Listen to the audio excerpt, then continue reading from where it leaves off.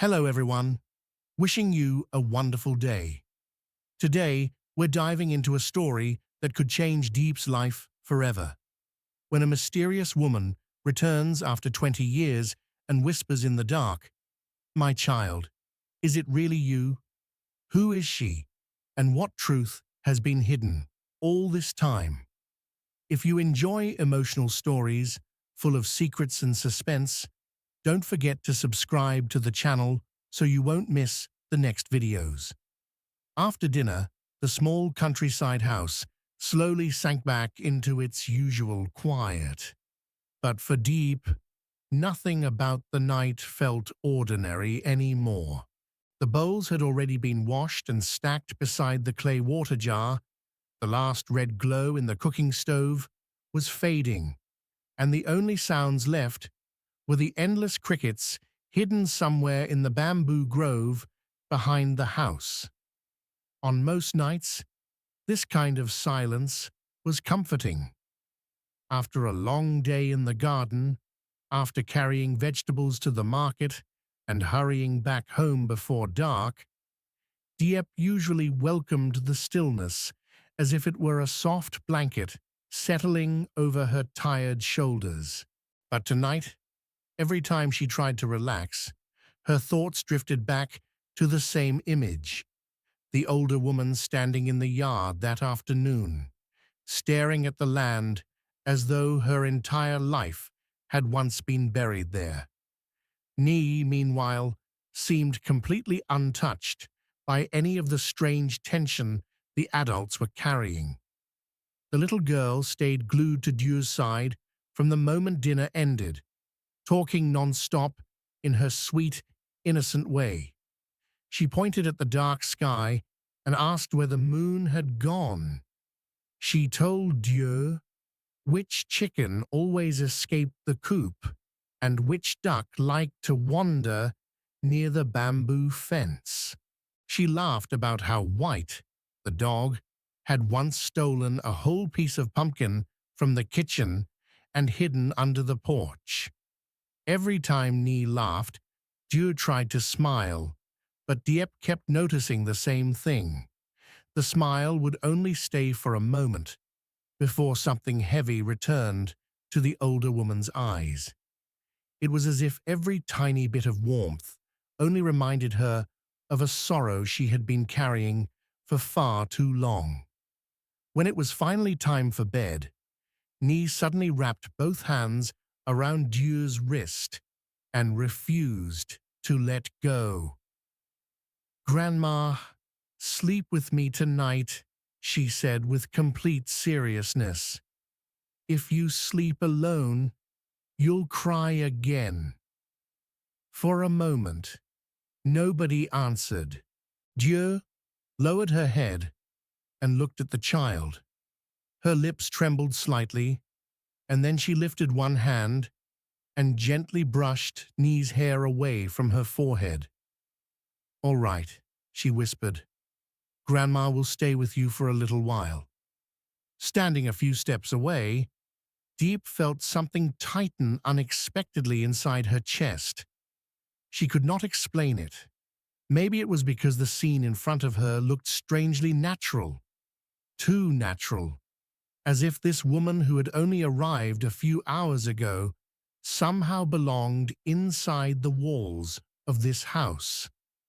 Nee happily tugged Dieu inside, talking about how they would share the blanket, and their voices slowly faded behind the thin wooden door. Dieppe remained outside alone. She stood there quietly for a long moment, staring at the packed dirt in the yard. Faint footprints still marked the place where Dieu had stood crying earlier. The memory of that moment had not left her all evening. The woman had not looked like a stranger visiting an old neighborhood. She had looked like someone standing over the remains of a life she had never meant to lose. After a while, Deep slipped her hand into the pocket of her blouse and pulled out her phone. She hesitated, then pressed James's number. The line rang a few times before he answered. "Diep?" His voice came through mixed with distant construction noise, metal scraping, men shouting, engines humming somewhere in the background. "You're still awake?" "Yes," she answered softly. "Did Nee fall asleep already?" "Not yet. She's inside." "Inside with who?" Diep leaned one shoulder against the porch post. "With the woman." There was a short pause. "What woman?"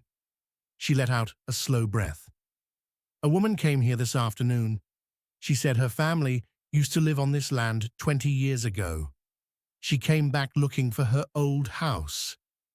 James went quiet for a second. "Do you know her?" "No." "Have you ever seen her before?" "No." Another silence. When he spoke again, his voice had changed. "And you let her stay there?" Diep lowered her eyes. "She didn't seem dangerous." "That's not what I asked." His tone sharpened just enough for her to straighten a little. "You and Nee are alone. You don't know who she is, where she came from, or why she suddenly showed up after 20 years. Why would you let her stay?" Diep looked toward the doorway. She could still hear Nee's faint voice inside, cheerful and sleepy at the same time. "I don't know," she admitted. "I just couldn't leave her outside." James sighed heavily. "People can lie, Diep." "I know. She could be making up that whole story." "I know." "Then why do you sound like you already trust her?" That question stayed hanging between them. Diep didn't answer right away because she had been asking herself the same thing. She only knew what she had seen. The trembling in Dew's hands, the way her eyes searched every corner of the yard as if every patch of dirt still held a memory, the way her voice broke when she said nothing was left. "It didn't feel fake," Diep finally said. "That's all." James was quiet again. Then he asked, more carefully this time, "Did she say anything else?" Diep hesitated. "She kept asking about me." "About you?" "She asked who raised me. She asked if I remembered anything from when I was little. She asked if I still had anything from childhood." The noise on James's side seemed to disappear under the silence. "Did she say why?" "No." "What did you tell her?" "Not much." James exhaled slowly. "Diep. That's strange." She closed her eyes for a second. "I know." Saying it out loud somehow made the uneasiness inside her feel heavier. All evening, she had tried to tell herself the woman was just lonely, just emotional, just remembering someone from long ago. But now, repeating the details, it sounded different. Not random, not harmless, like pieces of something she could not yet understand. "She kept looking at me," Diep said quietly, "not just looking, like she was trying to recognize me." This time, James did not answer right away. When he finally spoke, his voice was serious. "Lock the door tonight." A faint, humorless smile touched Diep's lips. "She's sleeping inside with Nye." "Then don't sleep too deeply." Diep tightened her fingers around the phone. Until this moment, she had not really been afraid. Now she was no longer sure what she felt. The bamboo leaves shifted softly behind the house. Somewhere near the chicken coop, White barked once and fell silent again. "James," she said after a moment, "what if she didn't come back for the land?" There was a pause. "You mean she came back for someone?" Diep swallowed, but said nothing. Yet her thoughts had already gone there. The old stories she had spent years trying not to think about suddenly came back.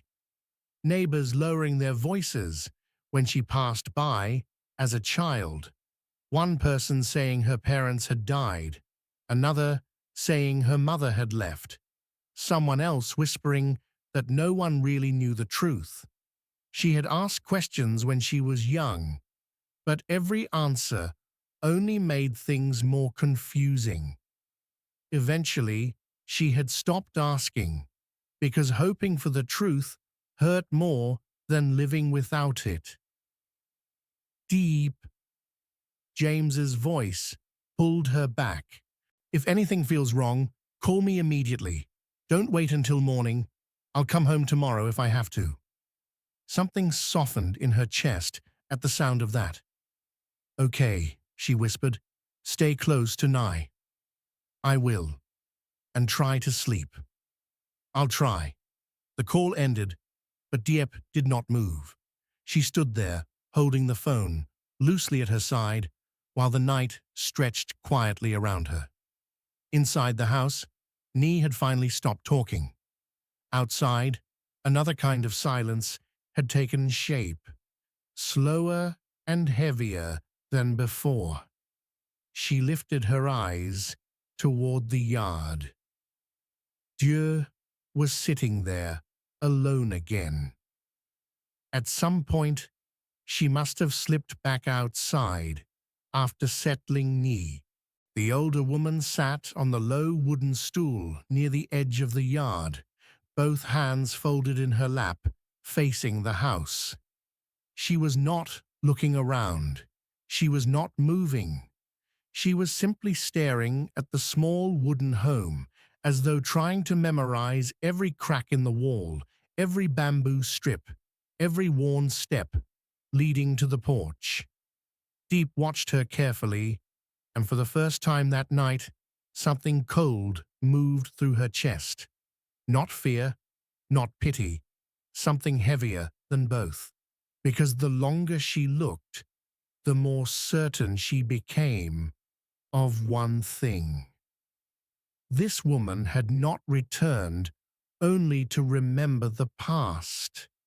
She had come back searching for something, and without knowing why, Dieppe suddenly felt that whatever Dieu had been searching for might already be inside this house. Dieppe stood motionless beneath the porch for a long moment after the call with James ended, her phone still resting loosely in her hand, while the night seemed to press in closer around the little house. The air had gone still, but inside her chest, something would not settle. From where she stood, she could see Dieu sitting alone near the edge of the yard, her thin figure bent slightly forward on the low wooden stool, facing the house, as if trying to hold on to every crack in the wall, every bamboo strip, every worn step at the porch. It was no longer simple pity that kept Deep watching her now. It was the growing certainty that this woman had not returned only to look at an old piece of land.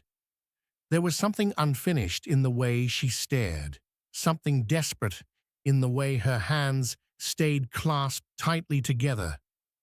Deep thought about going over and asking directly who she really was, why she knew so much, why she kept looking at her, as if she were trying to match a memory with the face in front of her.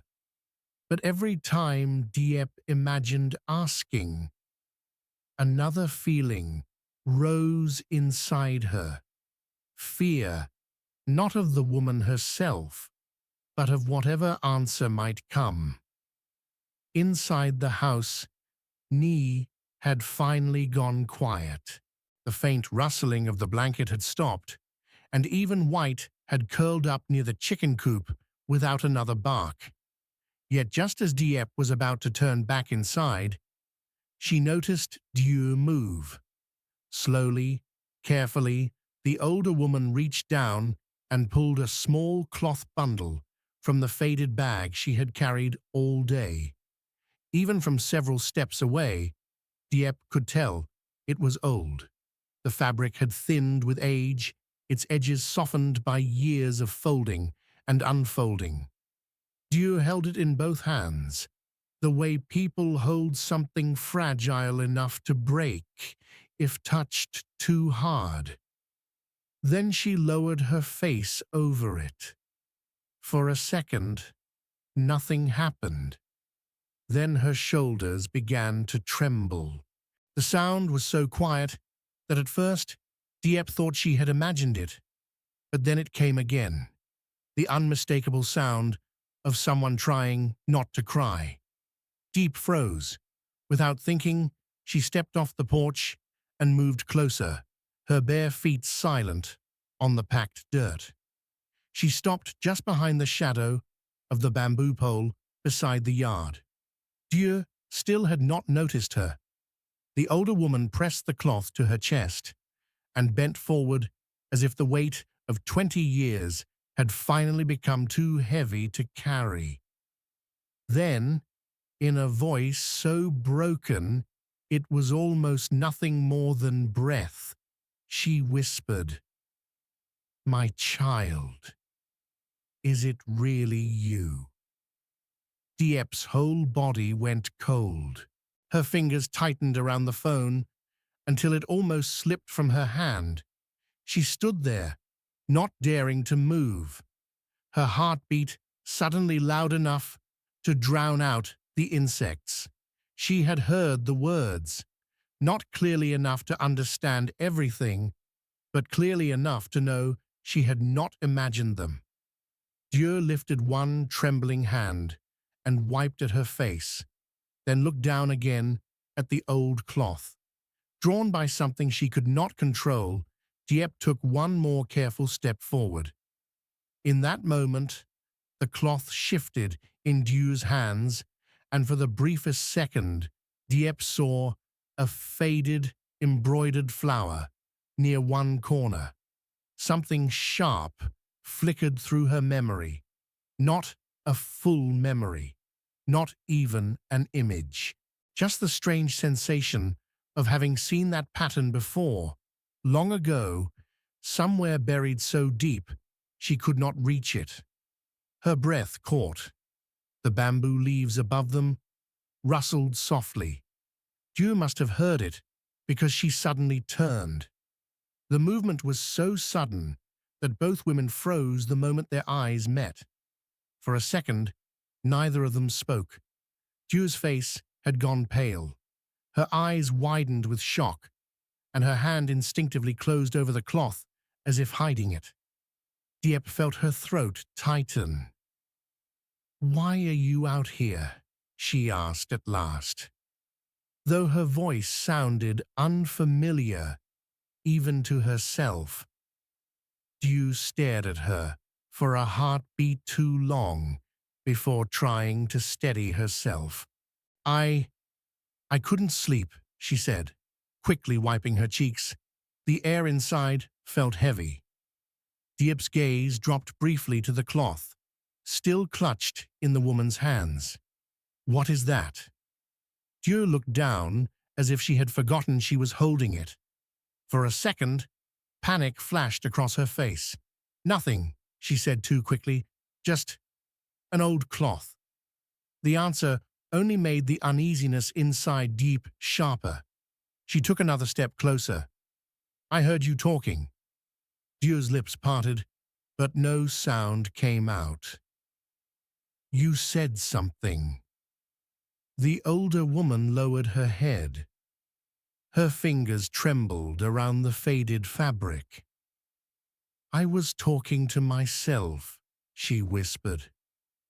"I'm old. Sometimes old people say foolish things." Dieppe kept staring at her. Every instinct told her the woman was hiding something. But strangely, the anger she expected to feel never came. Instead, there was only confusion and a strange ache beginning to spread through her chest. "Why do you keep asking about me?" she asked quietly. Dieu's eyes lifted. There was so much pain in them now that Dieppe almost looked away. Because the words stopped there. The older woman swallowed hard. Because you remind me of someone. Who? The question hung in the night between them.